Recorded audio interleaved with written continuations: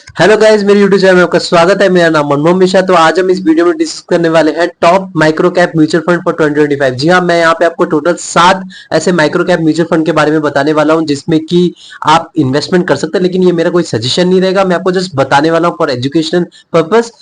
तो यहाँ पे ऐसे 7 माइक्रो कैप के बारे में हम डिस्कस करने वाले, लेकिन उससे पहले मैं आपको थोड़ा डिफरेंस के बारे में हम बात कर लेते हैं। डिफरेंस क्या होता है माइक्रो कैप और स्मॉल कैप म्यूचुअल फंड के बीच में, क्योंकि देखिए कई लोग डिफरेंस को किसी को पता नहीं होता है और फिर जाके भाग के इन्वेस्टमेंट करते हैं और फिर यहाँ पे बहुत बड़ा प्रॉब्लम फेस करने को पड़ता है।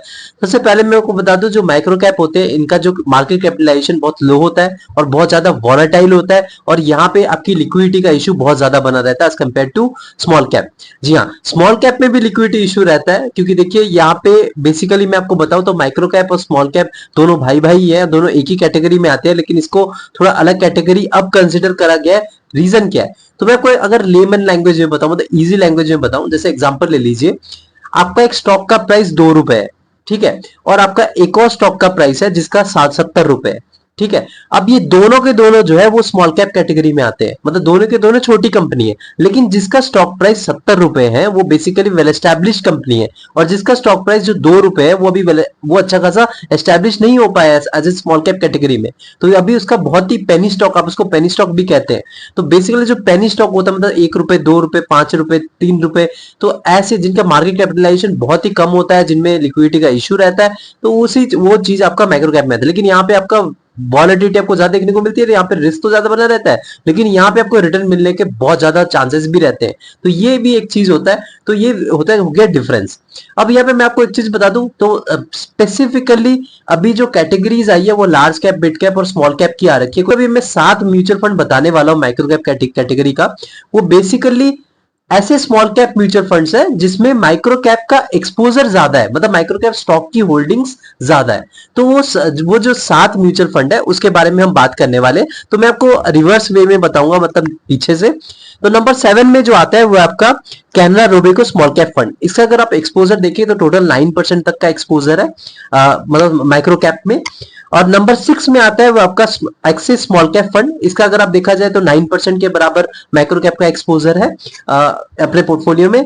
नंबर 5 में आता है आपका एसबीआई स्मॉल कैप फंड। इसका अगर आप देखा जाए तो 15% तक का माइक्रो कैप एक्सपोजर है।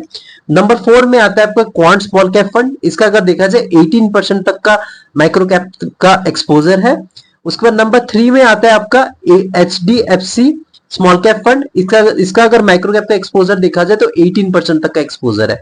और उसके बाद नंबर 2 में आता है आपका Nippon India small cap fund. इसका एक्सपोजर देखा जाए तो 20% तक का पोर्टफोलियो में इसका एक्सपोजर है। और नंबर 1 का मैं बताने से पहले मैं आपको बताना चाहूंगा कि मेरी एक बुक है, आप पीछे देख पा रहे हैं, 100 म्यूचुअल फंड टिप्स। अगर आपको म्यूचुअल फंड के टिप्स जानना है, जो जो मैंने गलती करी है वो गलती आप नहीं, मैं नहीं चाहती कि आप दोहराए। तो यहाँ पे मैंने टिप्स अपने मिस्टेक से बता रखे हैं कि मतलब क्या क्या मिस्टेक आपको नहीं करना है एज ए बिगिनर जब आप म्यूचुअल फंड को पिक करते हैं या इन्वेस्टमेंट करते हैं। तब ये बुक मेरी परचेज कर सकते हैं, मैं इसको डिस्क्रिप्शन में लिंक इसका प्रोवाइड कर दूंगा, और ये अमेजोन में ऑलरेडी अवेलेबल है। तो नंबर 1 में जो आता है वो है आपका डीएसपी स्मॉल कैप फंड। जी हाँ, इसका अगर आप देखें तो 22% तक का एक्सपोजर है माइक्रो कैप में। तो आप देख पाएंगे सबसे ज्यादा जो एक्सपोजर है वो आपका डीएसपी स्मॉल कैप फंड है। तो मैं आपको एक चीज बता देता हूं, जब आपका स्मॉल कैप का एक्सपोजर ज्यादा हो जाता है तो यहाँ पे आपका रिटर्न मिलने के चांसेस बहुत ज्यादा हो जाते हैं, और यहाँ पे आपका वॉलेटिलिटी आपको बहुत ज्यादा देखने को मिलती है। यहाँ पे आपका लिक्विडिटी का इशू भी आपको बहुत ज्यादा देखने को मिलता है, और उसके बाद आपका रिस्क जो है, रिस्क पे भी रिस्क बढ़ जाता है। मतलब यहाँ पे आप जब स्मॉल कैप कैटेगरी के म्यूचुअल फंड में इन्वेस्टमेंट करें तो यहाँ पे रिस्क तो है ही, ऊपर से यहाँ पे माइक्रो कैप का और ज्यादा एक्सपोजर है, तो इसका मतलब रिस्क पे भी आप रिस्क ले रहे हैं। तो इसका मतलब जितना रिटर्न भी मिल रहा है उतना ज्यादा नेगेटिव भी जा सकता है। मान लीजिए आप बोलेंगे यार मेरे को एक साल में 40-50% तक का रिटर्न चाहिए, तो इसमें 40-50% तक का आपको रिटर्न मिल सकता है एक साल में, और यहाँ पे -40-50% तक का भी रिटर्न मिल सकता है। तो ऐसा भी होता है, मतलब आप देख पा रहे कि मतलब ये तभी मैं आपको जस्ट ये बताया अभी जो 7 माइक्रो कैप का ज्यादा एक्सपोजर वाला स्मॉल कैप फंड बताए, वो बेसिकली फॉर एजुकेशनल पर्पस है। मेरा कोई रिकमेंडेशन नहीं है कि आप जाके इन्वेस्टमेंट करें, क्योंकि आप लोग क्यूरियस रहते हैं, इसलिए मैंने बताया कि थोड़ा बहुत आपको भी पता चलेगा कि ये चीजें माइक्रो कैप होती क्या है, और इसमें कौन से जो स्मॉल कैप में उसका ज्यादा एक्सपोजर है। तो अगर आपका इनमें से कोई एक स्मॉल कैप म्यूचुअल फंड में आपकी ऑलरेडी होल्डिंग है तो डेफिनेटली यहाँ पे आपको परसेंटेज का पता चल गया होगा कि इतना परसेंटेज आपकी होल्डिंग है माइक्रो कैप की। लेकिन मैं आपको एक चीज बता देता हूँ, ये डेटा चेंज होता रहता है क्योंकि देखिए फंड मैनेजर की स्ट्रेटेजी चेंज होती रहती है। तो आज इनकी अगर 9 या 10% की होल्डिंग है, फ्यूचर में वो 5% भी कर सकते हैं, अपना बढ़ा के वो 20% भी कर सकते हैं। तो टोटली डिपेंड करता है फंड मैनेजर की स्ट्रेटेजी पे।